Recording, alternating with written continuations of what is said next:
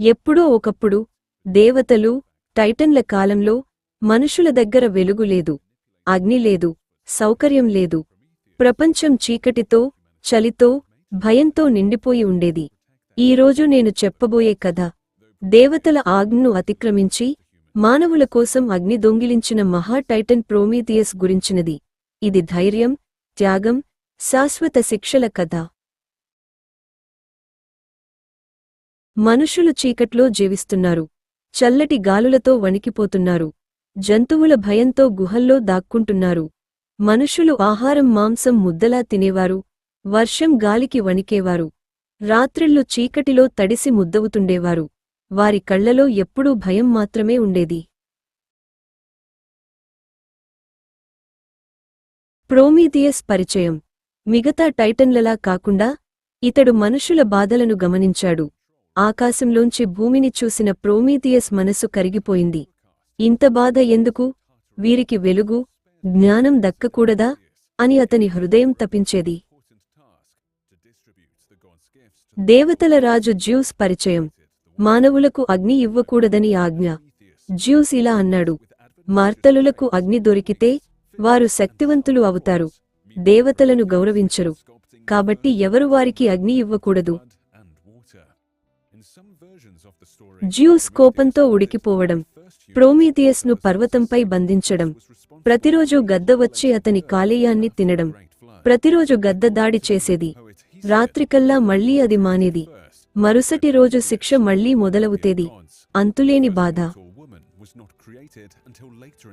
తన మనసులో తర్జనభర్జనలు. చివరకు త్యాగానికి సిద్ధం అవ్వడం.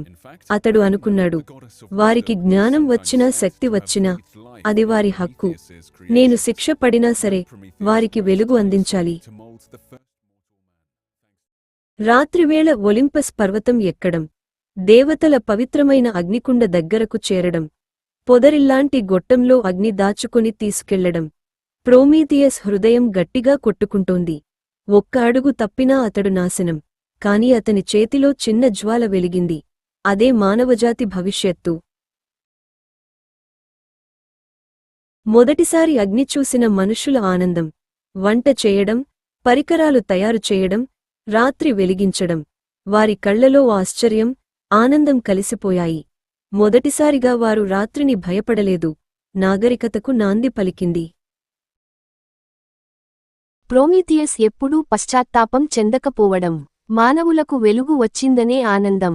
అతను అనుకున్నాడు, నా శరీరం బాధపడవచ్చు, కాని మానవజాతి ఇప్పుడు స్వేచ్ఛగా జీవిస్తోంది. అదే నాకు సంతోషం.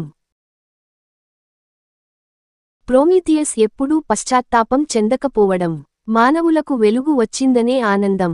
అతను అనుకున్నాడు, నా శరీరం బాధపడవచ్చు, కాని మానవజాతి ఇప్పుడు స్వేచ్ఛగా జీవిస్తోంది. అదే నాకు సంతోషం. వీరుడు హెరాక్లీస్, హెర్క్యూలీస్ పరిచయం. అతను వచ్చి ప్రోమీథియస్ను విముక్తి చేయడం. హెర్క్యూలీస్ బలంతో గొలుసులు తెంచాడు. గద్దను సంహరించాడు. ఆ క్షణం నుండి ప్రోమీథియస్ స్వేచ్ఛను పొందాడు.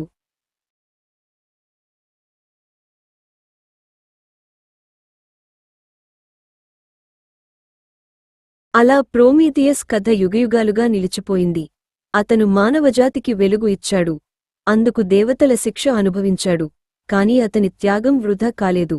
ఈ కథ మనకు గుర్తు చేస్తుంది, జ్ఞానం కోసం చేసే త్యాగం శాశ్వతం.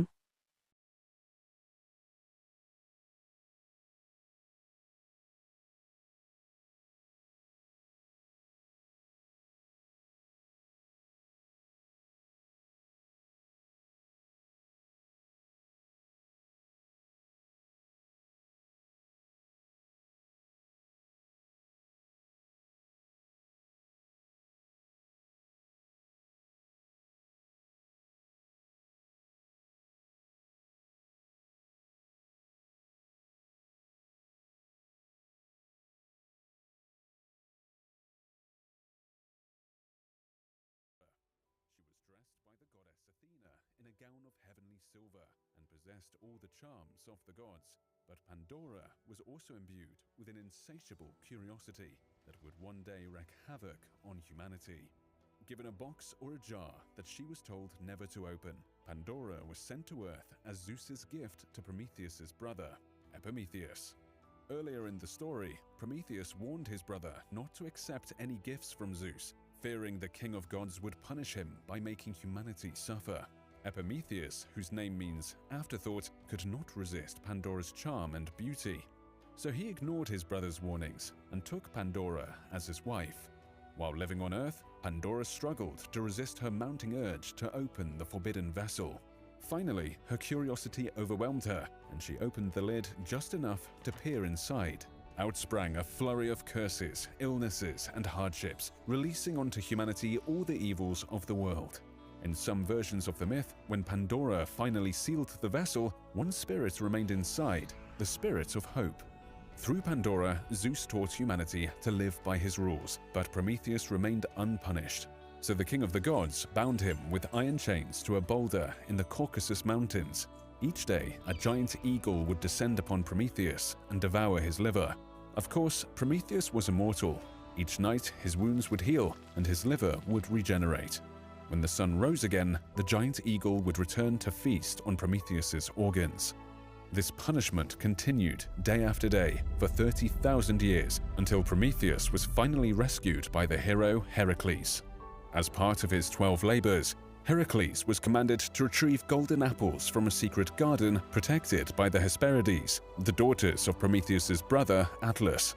While searching for the garden, Heracles wandered into the Caucasus Mountains, where he stumbled upon Prometheus, bound in chains. Soon the eagle swooped down, expecting to devour Prometheus's liver, but Heracles killed the bird with his arrows.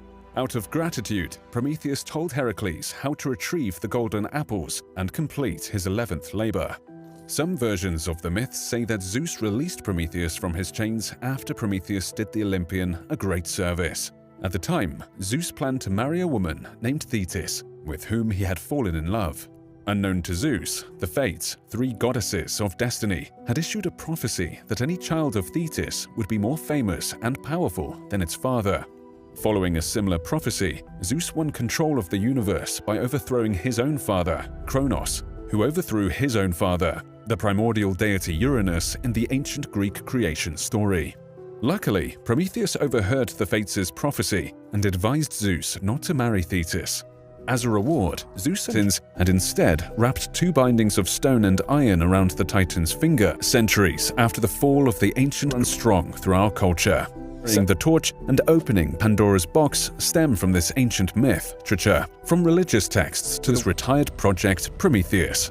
This fictional god of fire has also inspired people. The cruelest powers of the universe, Prometheus refused to turn against his beloved creation hero, demonstrating the power of every individual to resist oppression.